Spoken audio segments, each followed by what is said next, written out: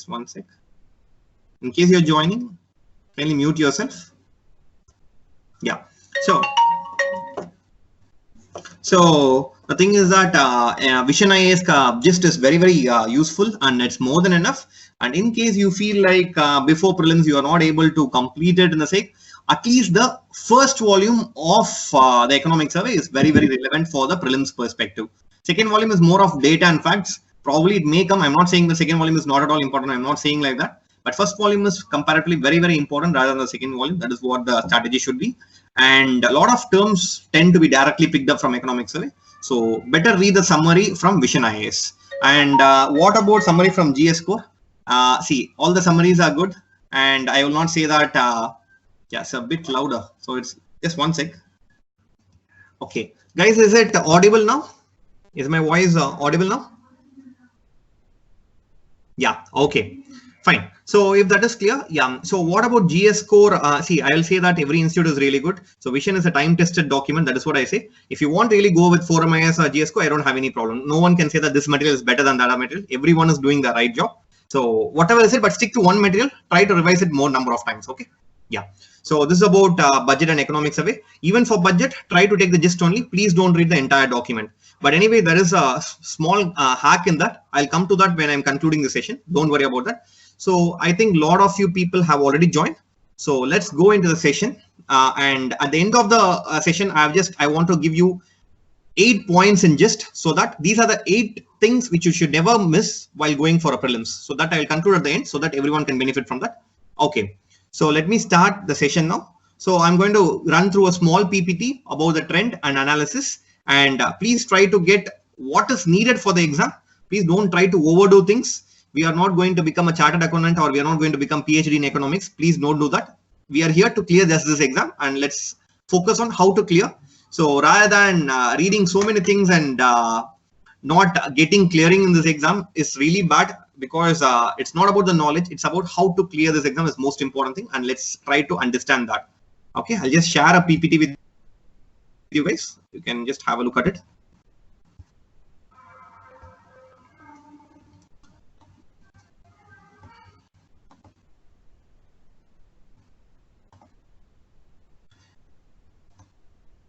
Okay. So hope you can see this slide, right? Yeah.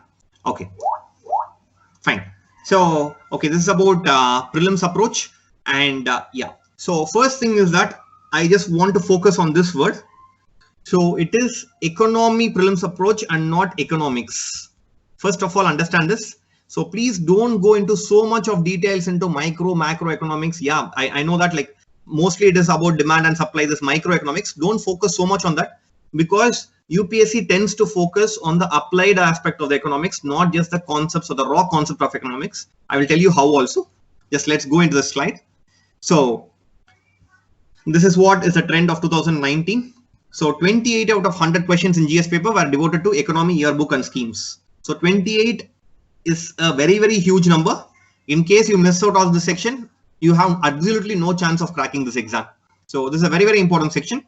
And yeah, this is the year-on-year analysis of economics. So probably I would say that the only thing I wanted to show you is that it is always about 10 questions. So that is the relevance of economy. And by this graph, I'm just talking about the pure economic questions. So there are some kind of extended economic questions like agriculture questions, which we can group under economics also. So I'm not talking about that in this slide. But anyway, one thing to understand is that definitely 10 questions are coming from economics. And this is the most important thing. What is the UPSC syllabus for prelims for economics? So it's very, very broadly given: economic and social development. Okay. So that means your poverty, everything comes here in the social development. And there is a separate topic for demographics. That means your census is a part of your syllabus. Please understand that. Your 2011 census or your 2014 socio-economic and caste census, it becomes very, very important. And say, for example, your human geography, that is your 12th standard book, human geography. But the problem is that the facts are extremely outdated in that. But that chapter also becomes very important here, which is also a part of economy actually. Okay. And sustainable development. So basically all your renewable energies or your green economy or your green bonds. So whatever related to your green, all these part of economic related aspects, and economy versus environment related aspects comes under the sustainable development part of the economics. And the last thing is that social sector initiatives. Okay, so basically this is nothing but your government schemes. So basically government schemes are for the betterment of your the entire social sector, right? So that is basically government schemes which are more related towards the economic aspect only. We are going to deal in this part of this slide. Okay, and yeah, so this is the most important thing I wanted to show you guys. So if you can see here, I have never mentioned a topic called as microeconomics. Like basically directly from the microeconomics, the number of questions which has come from the last 10 years.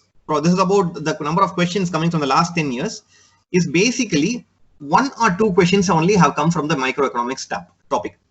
So that means you have your NCERT book called as Introduction to Microeconomics. Please don't try to focus too much on that. The only thing is that we need to read microeconomics just for understanding the concept per se. But more than that, please don't try to focus on that book, because we are not going to get the rewards for the efforts we are going to put. But what is happening? Second talk, macroeconomics, you have 36 questions. The problem is that what happens is that a lot of people focus on some books like, say for example, your Shankar Ganesh book or Ramesh Singh. Like say for example, Shankar Ganesh is very small, but Ramesh Singh is so huge. But the problem is that what people miss out is that your NCERT on macroeconomics. So that is what a lot of people miss on the economics front. But I would suggest you at least the highlighted black words, because say for example, last year, what do you mean by social capital? So every year one definition kind of question comes from macroeconomics. It is very, very simple. Say for example, 2018, a question on opportunity cost came. So everyone knows what is opportunity cost, but the right approach to opportunity cost is what a lot of people are missing. That is why, because we really don't understand the exact definition or the interference from the topic, which I feel the NCERT book of macroeconomics will definitely do a very, very good job here. A lot of people don't focus it here. But sir, if you ask me a question, do you really want me to read a new book right now? Okay, if you ask me such a question, if you have never read that book, don't mind, please leave it. But only thing I would suggest is that at least the highlighted black words of that every chapter. Okay, just see what are the words. In case you don't know any of the words meaning or definition, just go through it. Just Google that word. At least you should make sure that all the highlighted black words or the subheadings should be known to you. If you can do that, I think it will take probably maximum 10 or 12 hours for doing that. If you can do that, I think the rewards are extremely benefiting, because the maximum number of questions come from the macroeconomics textbook. Okay, so directly not from the textbook alone, it comes from the other books also, but it is always relevant to this NCERT textbook of macroeconomics. Okay, so this is what a lot of people miss out. Please try to understand this. And second thing is that, so the next major chunks is banking, monetary policy, and schemes. So these are the 3 major chunks, but all the other are equally distributed. So that means you cannot leave out also. At the same time, you cannot say that, okay, these are very, very less important topics, please don't read. You cannot say that, because prelims is very, very dicey exam. Even one question can change the fate of your entire future. So that is what I would say is that here, what to leave out or what to not leave. If you want me to ask a simple question, what I would say is that only thing is that first point is microeconomics book. Please don't try to waste time on that microeconomics book. It is okay, just leave it. The second thing I would like to say from this graph is that macroeconomics book is a lot of people who leave it. Please don't leave it. So this is the only inference I can make from that. I cannot say that this topic is important, this topic is not important. I can never say that, because every topic is almost equally important. So that is what we are going to see in the next slide. So this is about the sector-wise approach from 2011 to 19. But what I would say is that the trend is slightly changing every year. So let us discuss only from 2016. Let's leave this part of it, because these are slightly older part. But what is most striking and resembling in this part is that we just see about this external sector. You see about this money and banking sector, okay? Or you just see about this agriculture sector. Every year, standard questions are coming from these 3 sectors. So that means what happens is that even when you start preparing or when you want to revise at the last day, the revision should focus on these 3 chapters rather than the other chapters. So basically this is what I can say, but I cannot say that you need not read the other chapters. I cannot say that. But the only thing is that the last revision should be definitely for these 3 chapters, because 8 questions, 6 questions and 3 questions is not a simple task. It is like a very, very big deal, and it can save your prelims for you. So these are the topics, at least in the last week of your revision, you should definitely look at these 3 chapters. That is what I would say. And moreover, the questions are also not that difficult, which are coming from these topics. And it's not that you cannot handle these topics. It's very difficult. It is coming out of the syllabus or not. It's very simple if you understand the concepts. That is what I would say. And that is how the questions are also coming. So please mark these 3 chapters: external sector, money and banking, and agriculture, where every time questions are coming. But if you want me to ask other important topic, public finance also you can add. But okay, the questions are not very much like every year it is coming on. So that is what I left out of the final revision protocol of this topic alone. But other than that, the rest 3 chapters are very, very absolutely important for your final revision. Okay. But what you can see is that some years, some questions come, somewhere national income comes here, or capital market, it never came for the last 2 years. Suddenly it appeared 1 question. Okay. Planning never came. Suddenly 1 question appeared. Okay. So human development, suddenly 3 questions appeared in 2019. So these are the things which you can never predict, I would say. So, and say, for example, the most important thing is that 4 schemes came, government schemes. Suddenly only 1 question came from the government schemes in 2019. But these are like very much unpredictable. What you're going to get in 2020 is like, if you ask me to extrapolate from this topic, I would say that the 3 important topics are going to be very relevant. And one more thing is that, say, for example, in the last 1 year, probably the government schemes are again increasing after the new government has taken place. So what happens is that again government schemes may get a very high relevance, and a lot of people are now talking about inflation, all the other stuffs. So question has never appeared on this topic, where anytime it can come. So these are the 2 chapters to watch out. That is what I would tell from my experience. I'm telling you. So inflation and government schemes are very relevant for 2020. So if I'm right, probably you may get. But anyway, that's just a prediction. But no one can predict UPSC, as you all know. It's a very much unpredictable service, public service commission. Okay. Anyway, we'll go on to the next one. So what I'm going to do next is that, like, I'm going to just take one topic. Basically, I'm going to talk about the money and banking topic, and I'm going to show you how questions are coming and how we are going to read. So that is the next thing. So first we did the entire framework. What are things to be covered in economy? And after that, we are going to see about the specific areas, what we are going to, which is very relevant for this exam. So before going to the next topic, I just stop here. If you have any doubt, you can ask me.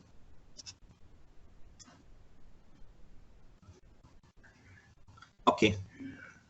So is there any doubts still here you would wish to ask me?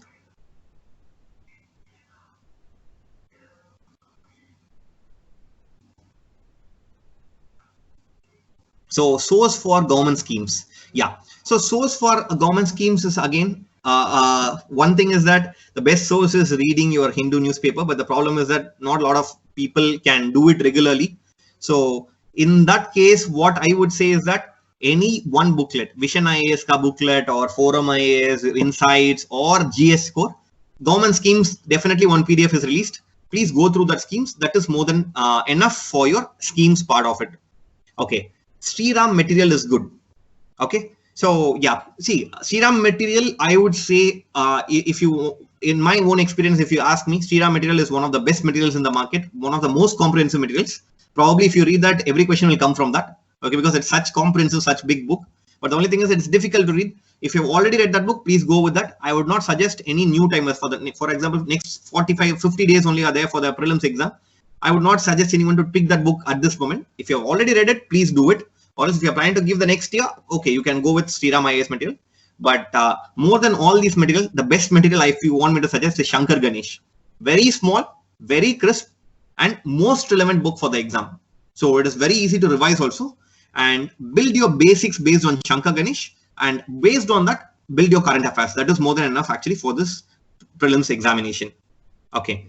So next question, Anurag has asked, yeah, government schemes only for social sector like education, health, or all? Yeah. See, basically social sector are all included in our economics topic, but the problem is that current affairs, other things come up. So Entire government schemes are important. The entire PDF is important. There is no other way of escaping from the PDF. You have to definitely do that. Okay. So is there any other doubts, guys? I need to clarify till here. Okay. So if that is the case, let me go ahead. Yeah.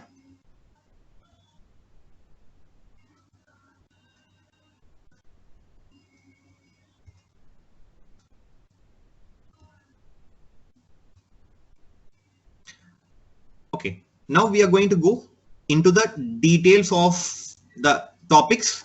Little bit, I'll just show you only one topic so that I don't want to bore you guys, because everything is available online, all the question papers, everything. So I'll just go into only one topic. Basically, I'm going to go through the money and banking part, and I'm going to show you what is happening in UPSC in the past 3 years trend.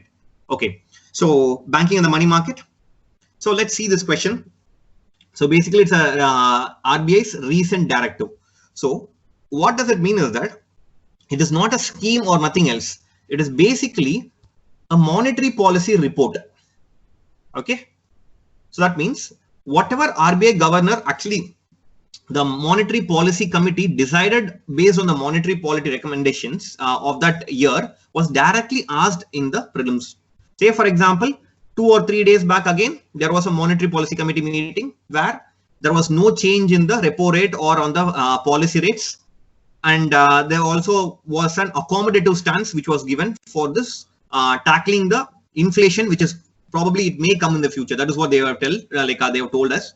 So based on this, what question can come is that what I would suggest is that probably what is the stance of MPC, or what do you mean by accommodative stance? Say direct questions from the monetary policy report can come, but please don't expect questions like what is the current repo rate of India, what is the current reverse repo rate of India. Please, UPSC has never been asking such questions. So you need not worry about all those parts. Okay. So only thing is that only the concepts you are going to focus. So what I would suggest is that whatever was discussed like 3 or 4 days back in the monetary policy report, just see the concepts. What do you mean by accommodative stance, or whatever the concepts were spelled out, please look at that. I think that is more than enough. So that is how the question can be predicted in the next year also. Okay.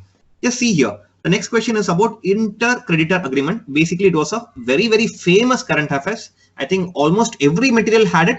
And the question was very simple. Everyone read so much details about this ICA agreement, inter-creditor agreement. But the problem is they just asked what is it only. Just the aim of that purpose only they've asked. They didn't even go into the details. So this is how UPSC is like sometimes very, very easy and very, very predictable. So these are the areas we should encash immediately. Okay. Next. So static but concept topic also has come in the last year. Say for example, which of the following is not included in the assets of a commercial bank? Okay, so basically we know what is a commercial bank. It gives loans, it takes deposits, everything we all know. We read so much about it. But how the question has been framed here? It is more of an application and direction. So basically, what is the application here? Which is not an asset of the bank. So anyone can answer this question? So you can unmute yourself and answer. Is it possible for anyone to answer this question?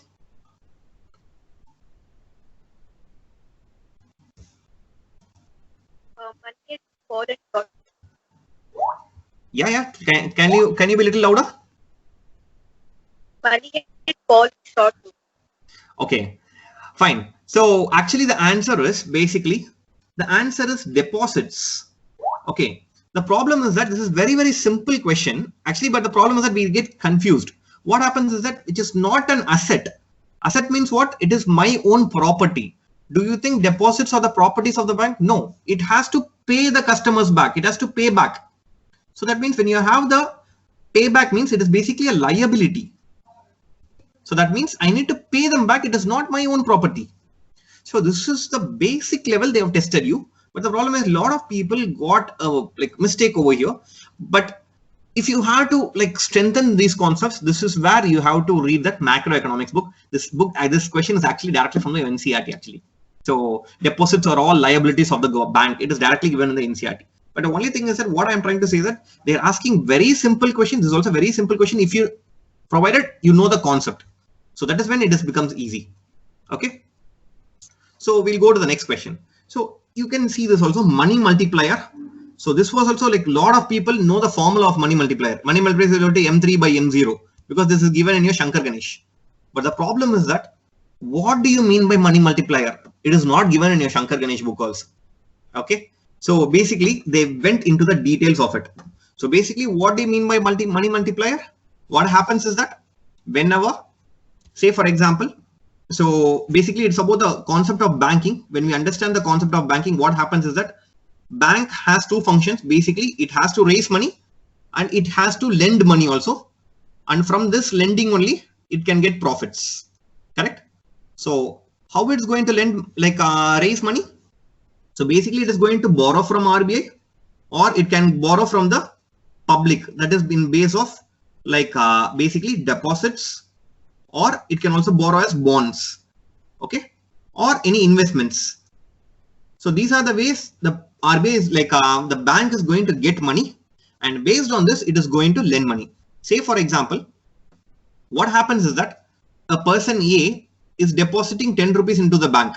Okay, so basically he owns 10 rupees, but still he has just deposited into the bank. What happens is that using this 10 rupees, what the bank does is it lends money to the customer. So what happens is that the same 10 rupees, okay, if I had the person A had as cash with him, means it's just equivalent to 10 rupees only. But once he puts the 10 rupees inside the bank, what happens is that he also has 10 rupees. He also, like the bank also lends 10 rupees to someone else. Okay, that means it has become 2 times the value of 10 rupees. That is like almost it has become a value of 20 rupees kind of concept as raised. So this is called as money multiplier. That means whatever money we have, we are not printing more money. Just that because of the function of the banking system, the money gets multiplied in its effect. Like basically the effects get more. So that is what is called money multiplier. So this is a very, very simple concept if in case we had understood this concept. But the problem is that we come across these kind of terms in your the Shankar Ganesh book, but the problem is no one Googles these things out. They don't try to understand the concept. Even if you go back to the same thing, so basically even in your Shankar Ganesh book, the same book, so deposits are all liabilities. It is written in your Shankar Ganesh itself. But the problem is a lot of people do not pay attention to it. So that is the problem. So these are the 2 questions like which came like static but conceptual based. But there are pure static based questions also. So basically service area approach. So this is basically the lead bank scheme, which is like really difficult question. But what I feel is that when you see a lot of questions, it's not that in prelims you need to score 100 on 100, right? 1 or 2 questions, probably if it's very difficult, we need to take that good amount of chance. Maybe we can miss 1 or 2. We can afford to miss 1 or 2 questions. But anyway, in case if you had read about the banking topic in Ramesh Singh, this lead bank scheme is actually given. Okay, but for the sake, we cannot read more books. I would not suggest that. But anyway, I just wanted to present the questions to you. Okay, we'll go to the 2018 question paper also. I just want to do a small analysis. Okay, from the papers, yeah. So what do you mean by merchant discount rate, MDR? So what happens is that actually speaking in 2018, so the thing is that I have been an ardent reader of Vision IAS current affairs as well as Insights current affairs. Okay. But this merchant discount rate was not there in both the current affairs actually that year. Okay. And the second thing is that was there in any book? No, it was not there in any book. So basically, but the problem is that if you had read the Hindu newspaper, every time this merchant discount rate came up. Okay. And second thing is that to the beauty of it, this merchant discount rate was not in PT 365. It was there in the monthly magazine of Vision. It was there in that. It was but not the problem is that it was missed out in the PT 365 part. Okay. But so it was like a kind of whoever has read this, probably they would have easily answered this. But whoever didn't read it, it was a kind of like an unlucky thing only we could say. But what is merchant discount rate? Basically, whenever we are using the POS machine, point of sale machine, that is like whenever we buy using a card, okay, that merchant, the what is that? The shop owner has to pay a kind of a service charge to the banks. This is called as merchant discount rate. Okay, so say for example, if you go to some shops, they don't charge money on your card. You can use card transaction for free. But some places when we go, they say that if you use card, you will be charged 2%. But why they are charging you 2%? Because of this merchant discount rate. The thing is that if we had related our everyday life with the current affairs, I think it would have been much easier question. But anyway, this is a very easy question for a lot of people, but kind of difficult for few people also. It depends on how much you are aware of your surroundings. Okay. Second, so which of the following means a legal tender? So why this legal tender gave so much importance is that because of the demonetization which happened in 2016. When demonetization happened, this concept of legal tender came up, and every important magazine covered what is a legal tender, what are the process of becoming a legal tender, everything was covered. But the problem is it was 2016 current affairs which came in 2018 paper. Okay, so this is what happened. Okay, so next. So which are the following links or ATMs in India? So this was directly from your current affairs. But the problem is that whether it was there in 2018 current affairs or 2017 current affairs, no one knows, because if you read newspaper only, probably you could have answered this question, because it was not directly covered in any of the specific current affairs. But the problem is that in all the current affairs materials, you would come to know about all these concepts. Indian Bank Association, somewhere the term would have heard. National Securities Depository Limited. Okay, yeah, you'd have heard about this at least. Okay, National Payments Corporation of India. Definitely you'd have heard about this. Reserve Bank, obviously everyone knows about this. Let's not talk about Reserve Bank. But the problem is, if anyone has read a little bit more what is required, say for example, IBA, Indian Bank Association, if they've just Googled what is IBA, they would have come to know that they are the ones who are linking the ATMs in India. So that one extra step is only needed for this answering this question, which is what UPSC is expecting. Okay, next. Okay, so the BIM app was launched that time. So in 2016, basically after the demonetization, again, a little bit old, but very, very simple current affairs which came, and probably everyone got correct for this. And the thing is that anyone who has used BIM app also probably would have got very easily the correct answer for this. But anyway, this is directly a current affairs based question which came up in the paper. And yeah, and again, 2018 also in the same banking topic, we had some static portion. Okay, but relevant again. Capital adequacy ratio. Everyone reads about capital adequacy ratio, right? So every book covers it. But what is capital adequacy ratio? If you had really understood what is capital adequacy ratio, it's a very, very simple question. Basically, for the bank not to fail, we have to have a reserve kind of a capital. So obviously the bank itself cannot decide that capital. Only the RBI or the central bank or the government can decide. So this is very, very simple question, and probably everyone would have written this question. Okay, this is about the capital adequacy ratio part. Okay, so it's there in every book. Okay, and let's slightly go into 2017 topics. Okay, and which of the following is most likely consequences of the unified payment UPI? So UPI 2016 it was launched end. So this is directly from the current affairs. So direct question again. So direct hit from the any current affairs magazine had this spot on question actually. Okay, next. So monetary policy committee was launched in 2015-16. So probably directly from the current affairs. And this is also a very, very direct question. I think still this concept has been like every time whenever you read any magazine, this MPC is written on the side, right? So it was again a very, very simple question, okay, which is directly asked. Next, S4A scheme. Again, 2015, what happened was that this S4A scheme was launched and immediately stopped in 2016 itself. So again, direct current affairs. So everyone hit it very perfectly, exact on the target. All the materials had the same topic. Okay, yeah. So, okay, I'll just stop here.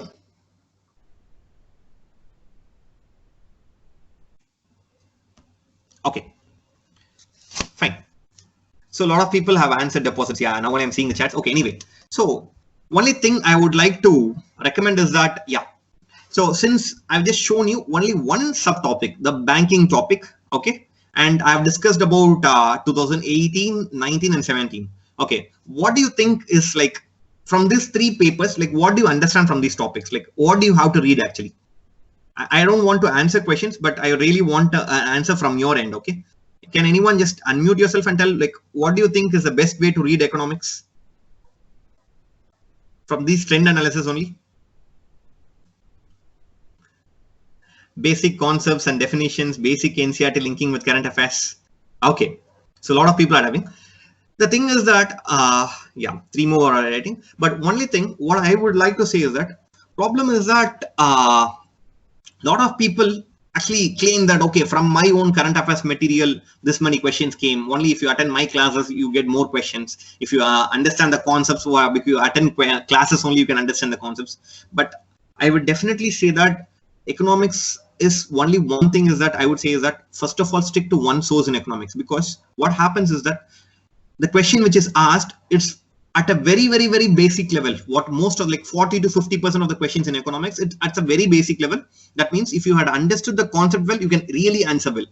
So for that, I would just tell you only one key identity, like a key thing which you can do it is like, if you have attended a very good class or an academy, it's well and good. You can just follow the same notes, very good. But in case you think you are not very strong in concepts still, only advice I would give is that please stick to one book called Shankar Ganesh. But in Shankar Ganesh, whatever words you are coming across, you should know the meaning of it. You should understand the concept of it. You just don't blindly memorize Shankar Ganesh, but rather apply Shankar Ganesh and read. That's the first thing.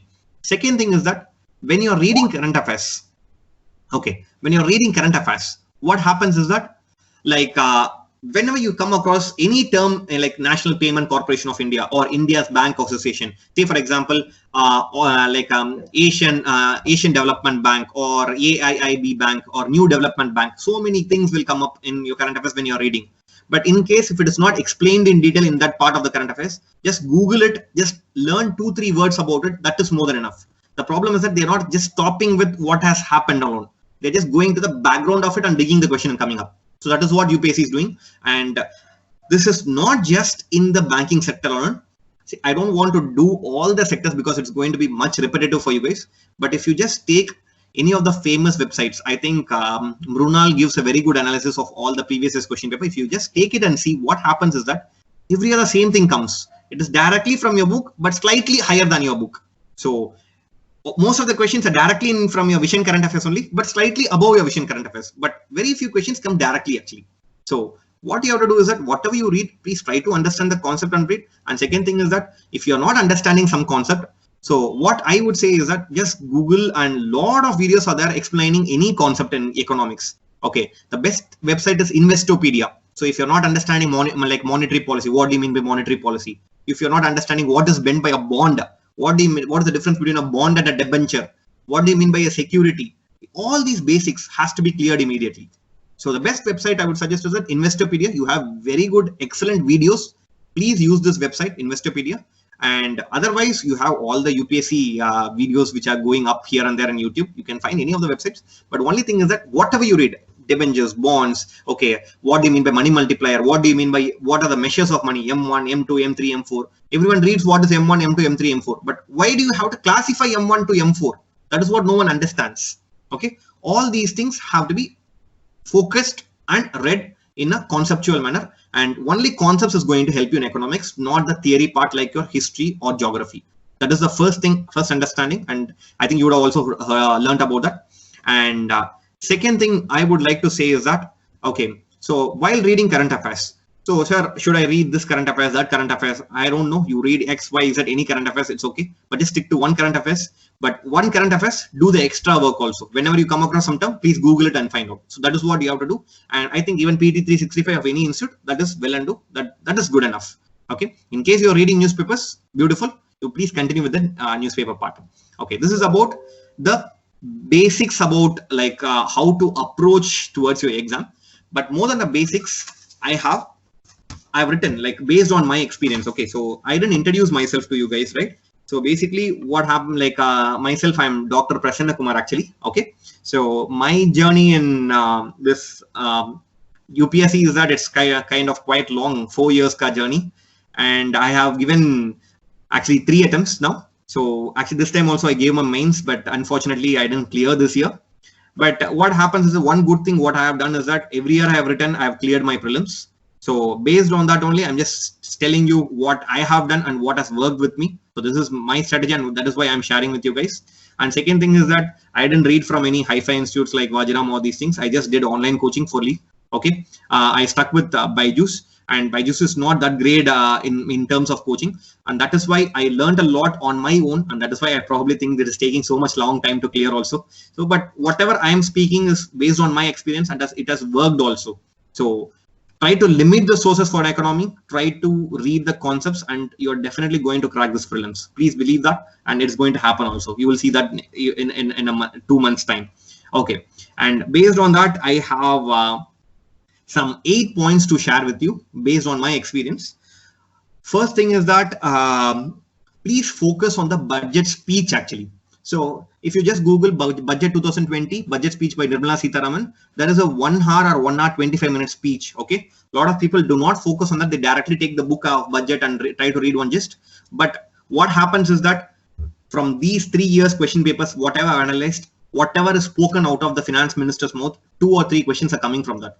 Not directly from that video itself, but whatever they talked, you try to understand. Say, for example, if you're telling up, they are giving some list of schemes. When the question comes also from that scheme, only question is coming.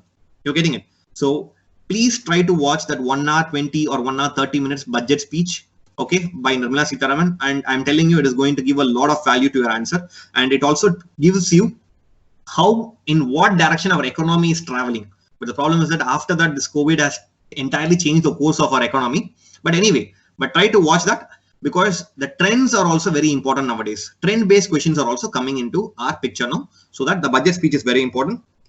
Second thing is that, again, the speech about the economic survey by the chief economic advisor, which is also a 1 hour speech where he uses almost 20 to 25 slides to explain the entire economic survey in a nutshell. Okay, so it is a 1.5 hour speech, and please try to understand that speech also. Okay, because that is what gives you the actual approach to our Indian economy. Because if you don't have the approach in a macroeconomic level, it is basically economics which we are dealing with. But the problem is that UPSC is not interested in economics. What is demand? What is supply? No, they are more interested in the macro concept. That is the Indian economy as a whole only they want to have. And that holistic picture can be just got from these 2 videos only, I would suggest you.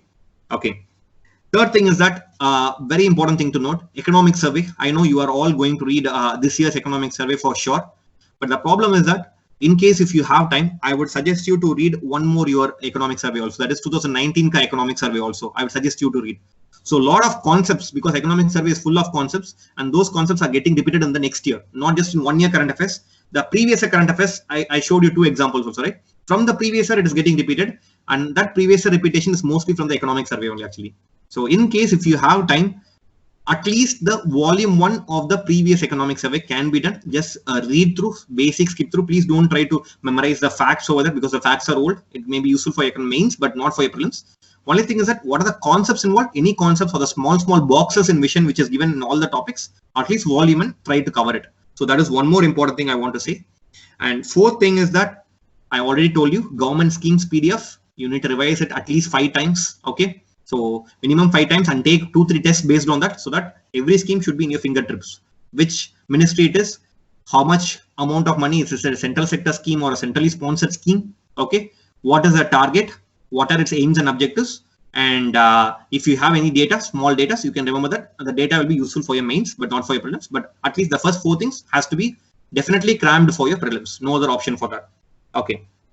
Fifth point I would like to say is that there is a very, very minute topic called as infrastructure. Okay, if you see the trend, every year at least 1 or 2 questions are coming from that infrastructure part actually. Okay, a lot of people miss on that. Okay, try to work on just what happens is that whatever has happened based on the current affairs, PD 365, under the infrastructure topic, whatever is current affairs is given, please try to memorize it in a much better way, because this infrastructure is one thing which I have noted every year 1 question standard comes, and that too from the current affairs material directly comes. So please don't miss out on this opportunity. And when you're reading infrastructure, try to read the infrastructure part from the India yearbook also. So that is also very high yielding there. So infrastructure, please make a note of infrastructure. Okay. And next thing in economics is that reports. A lot of reports come basically your Human Development Index report is published by whom? Okay. So basically your World Bank reports or your IMF reports are the most important reports. I think it is not just particular for the current affairs on for the economy part. It is basically current affairs based question. So I think all of you should be ready by all the most important reports which has been published in the past 1 year at least. So in case you are wondering, sir, how can I get all the reports? So basically don't try to read whatever all the reports inside what they're saying. At least only one thing which you can read is that report, who publishes it, whether India has improved in rankings or decreased in rankings. Try to imagine that. That is more than enough. Don't try to memorize the ranks alone. It is not going to pay off anyway. So in case if you are interested like where to find this, I think Shankar IAS has a reports PDF which is published every year. So you can go to Shankar IAS website and you can download that reports magazine. So that is more than enough. That's a just a 3 or 4 page PDF. So it's just a tabular column which is given and all the important reports are mentioned in that. That is one thing. Okay. So next is that India yearbook. lot of people ask us like, sir, how do I cover India yearbook for economics? Like so many questions are coming also. Should I read the entire thick book? No, probably the problem is that no one can read that book. And in case if you read that book, you end up reading only that book and you will fail in the exam. Don't try to do that. In case if you have time, you can take the gist of India yearbook from IAS Baba website or GS Score, any standard website, and you can read the gist of India yearbook if you want. It can be useful not just for economy, for the others also, but specifically for the economics part. I would say that agriculture and energy chapters, okay, along with planning. Sorry, agriculture, energy, and planning are very, very important for the economics perspective. Okay, don't try to read the entire book. Please no, just take some gist, but focus at least on these 3 chapters, which is very important and relevant for your prelims. And last thing is that you have seen, right, lot of question on demography comes. So it can be taken as a society question, or it can be taken as economics question, or it can be taken as a geography, human geography question. It depends on you. But only thing is that please try to read about the 2011 census, socioeconomic caste census. Just I think Drishti IAS website has a very good explanation about the census, 2011 and 2014 census. So just read about that, who publishes census. All these things are also very, very important. Okay, so this is about the things. And the last point, the 8th point, which I would like to say is that every year one question, except 2019, there was always a question on WTO, World Trade Organization. Just one area you have been asking questions every year. I think Shankar Ganesh book itself has a separate chapter on WTO. That is more than enough. But in case if you have time, please just before exam, 1 month before exam, please go to WTO website. Okay, read whatever the recent policies or recent advancements has come, or any current affairs related to WTO. Please give a major focus towards that. And in case if not WTO, what they are asking is that they're talking about the multinational banks, or say for example the AIIB was asked, the ADB was asked, but any economic multilateral cooperations are always asked. So any economically related, like say for example World Bank, IMF, any multilateral cooperation, or the Bank of International Settlements, everything you have to read 3 things. First thing is that what is its function? Second thing, where is the headquarters of it? And third thing, what are the reports they publish? So you can read these 3. I think it's more than enough, and you can do it. And yeah, I forgot to tell, there is a 4th thing also. Who is the largest shareholder also in the bank? That is also most important. Okay, so who is the largest shareholder? That is also one of the most important point in these multilateral institutions. Okay, the second point was speech from the economic survey from the chief economic advisor. Okay, speech of the economic survey is also important. Okay, so these are the 8 points. With my cumulative knowledge over years, I have accumulated, and I think these 8 points, if you can focus properly, I think your thing about your economics will be very simple, and you can definitely crack. And the last thing which I will talk about is that, because a lot of people ask about agriculture, how to cover agriculture. Okay, so agriculture is a separate, say for example, in case if you are planning to read for mains also, agriculture, you get 1 or 2 questions in mains also. So it's a kind of a separate topic. In case if you have time, you can take Shankar IAS agriculture book. One a separate book is there. Okay, you can just give a read through. But the problem is, if you have never read it, please don't touch it at this time. It is not at all advisable.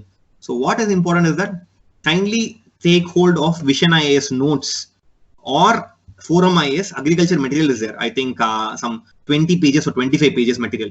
So just read that material. And second thing, focus on current affairs. That is more than enough. Okay, but anyway, you're going to cover agriculture in a bit in India yearbook also. So I think these are the 3 important sources which I would say for agriculture. Please don't take agriculture lightly. I already showed you, right? Every year 3-4 questions come from agriculture. So you need to focus on that part also. This is the strategy for agriculture. But focus more towards agriculture related schemes. Anyway, it comes under the schemes itself.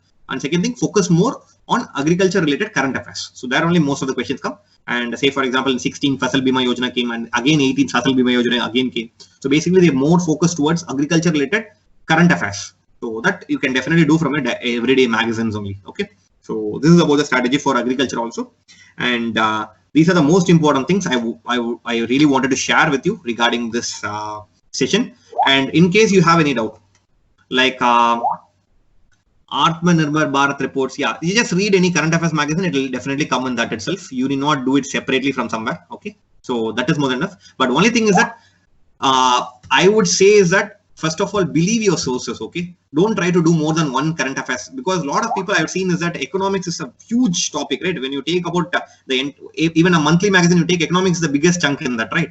So what happens is a lot of people try to do like more than one current affairs. Okay, you ultimately tend to waste time. Rather than that, let's read one material, try to go in a diagonally different ways, so that just Google whatever is needed, use the Investopedia website, and I think you are definitely there into the final, in the selection of this prelims. And most importantly, if you are going to do economics well, I hope that you will definitely clear. Don't worry about it, because economics is one area a lot of people find it very, very difficult, but actually it is not that difficult. Just that you need to get hold of these concepts. Thank you so much for joining in this session. I think this is all about the session I want to talk. In case you have any doubts, you can ask me, or you can just put it on the chat. Is there any doubts, guys?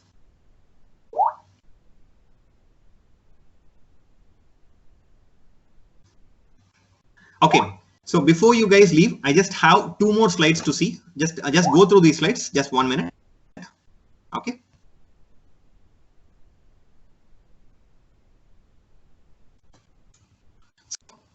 So the trend is very realistic. Whatever I have told about the trend, it is not just for the past 3 years. If you extrapolate, for the past 8 years, this has been the trend. Whatever I told in this 8 points or whatever it is, the trend has been always constant in economics. So economy is basically more of predictable in prelims. So we have to make use of that opportunity.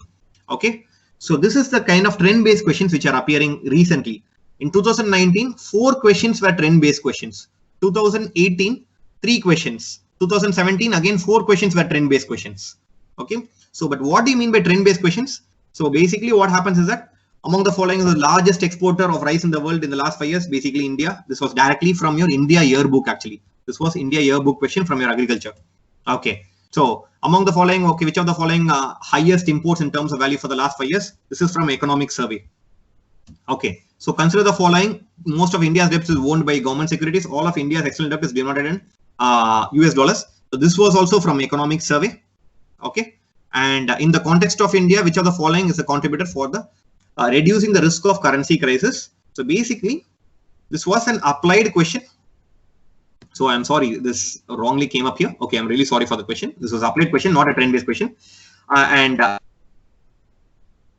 So these are the trend-based question I wanted to show you. But what I really want to talk about this trend-based questions is that these trend-based questions are not that difficult as you think. Only thing is that these trends is like what you have to do is that you need, when you're reading your economic survey, you need to realize the trend also. Say, for example, in your economic survey, they talk about, okay, exports have increased from 6,000 lakh crores to 8 lakh crores. They are talking about like that.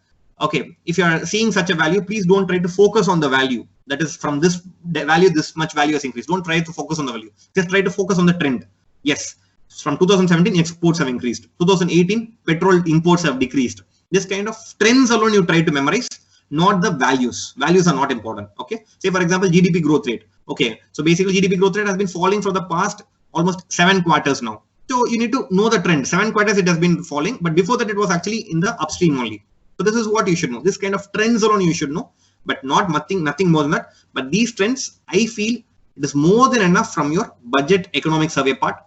It's like completely done. Please don't try to go more than this, but try to understand whatever is given in that is more than enough. And whatever current affairs you are going to get, that is more than enough. So this is about the trend-based question also I wanted to say. And this trend-based questions is on a rise actually. Before 2015-14, it was not there at all in the trend. But now they are trying to focus because they are trying to understand whether you really understand India's economy or not. So as I said, economics is not important. Economy is important. How your economy is performing. So what is going to be your next trend? Say, for example, your FRBM Act kind of things, which are very, very relevant for how your economy is going to move, right? So that is why FRBM Act, every year questions comes in your public finance part. So this kind of areas you should never miss. And I think this is more than enough.